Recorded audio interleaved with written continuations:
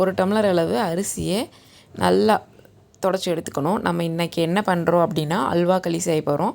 அதுக்கு நல்லா அரிசியை தொடச்சி எடுத்துட்டு ஒரு வடை சட்டியில் போட்டு 1/2 டீஸ்பூன் அளவு சோம்பு 2 ஏலக்காய் போட்டு நல்லா பொரி மாதிரி வறுத்துக்கணும். நல்லா உப்பி வர்ற அளவுக்கு வறுத்துட்டு நல்லா பொன்னிறமாக வந்ததுக்கப்புறம் துணியில் கொட்டி ஆற வச்சிடணும். ஆற விட்டு மிக்ஸி ஜாரில் ரவையை விட கொஞ்சம் கம்மியான அளவு குரணையாக அரைச்சி எடுத்துக்கணும். அதுக்கப்புறம் 1 டம்ளர் அரிசிக்கு 3/4 டம்ளர் அளவு கரும்பு சர்க்கரை எடுத்திருக்கேன்.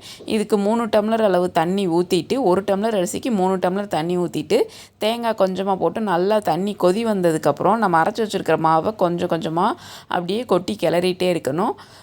நல்லா தண்ணி வத்துற அளவு நல்லா கிளறிட்டே இருக்கணும். சுற்றி வர தெரிக்குது அப்படிங்கிறனால மூடியை வச்சுட்டு நல்லா கிளறிட்டு ஒரு 5 நிமிஷம் மூடி வச்சுட்டு தம்மில் வைக்கிற மாதிரி மூடி வச்சுட்டு மறுபடியும் கிளறி பார்த்துட்டு நம்ம எடுத்து பார்த்தோம் அப்படின்னா கையில் ஒட்டாமல் சூப்பராக வந்துருந்துச்சு.